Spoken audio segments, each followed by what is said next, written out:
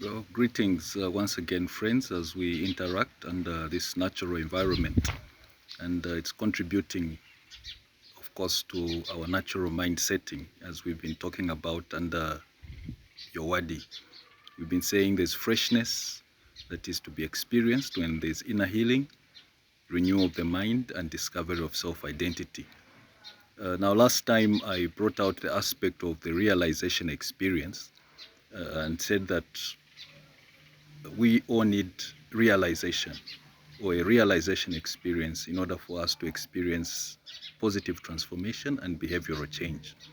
And this comes after we are exposed to an ideal environment for us to respond to as who we really are.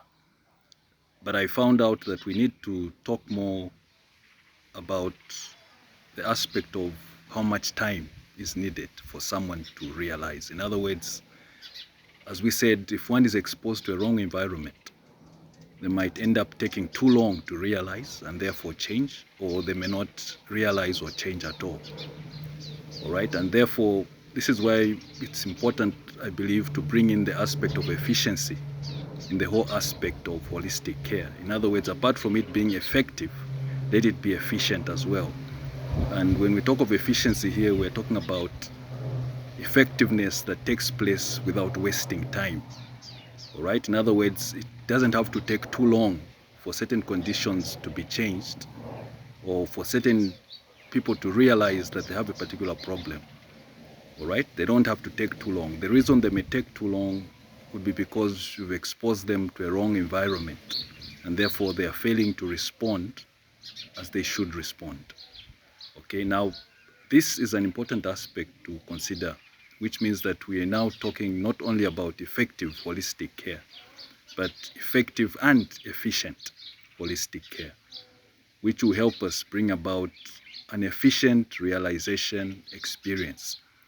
In other words, apart from having a realization experience, let it be an efficient realization experience, one that is experienced or one that is actually gone through within an adequate period of time. Adequate, of course, in terms of being enough, but not being too long either.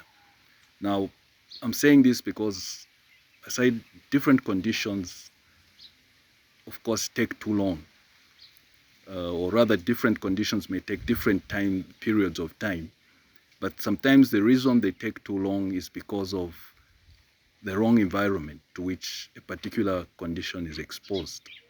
Now, each condition, of course, needs a different environment, and that's why we're talking of the issue of an ideal environment in this case. So meaning that one environment that might be ideal for a particular condition might not be ideal for another condition.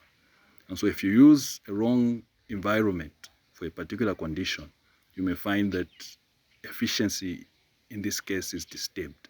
And hence you may find it takes too long, or you may fail to actually achieve the required goal. And hence effectiveness is also disturbed.